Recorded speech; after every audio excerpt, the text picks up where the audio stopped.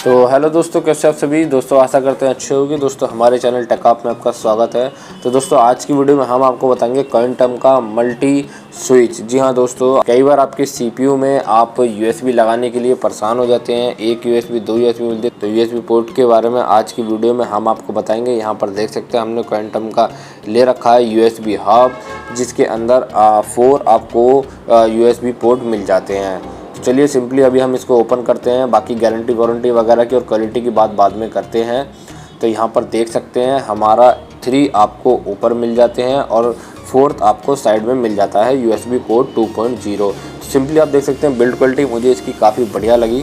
बाकी इसकी वायर भी मेरे को काफ़ी अच्छी लगी है, बस वायर थोड़ा छोटा है तो ठीक है, हो जाता है एडजस्ट, ऐसा कोई दिक्कत नहीं है ज़्यादा।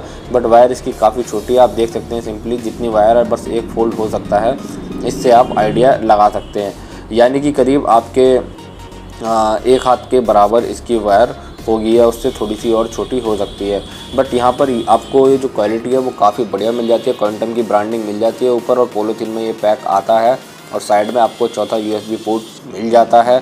काफ़ी अच्छी बात है और पोर्ट की भी क्वालिटी काफ़ी अच्छी है। साथ में ही ये हमें 1 साल की वारंटी के साथ मिलता है, तो नॉर्मल सी बात है, क्वालिटी आपको बढ़िया देंगे ही।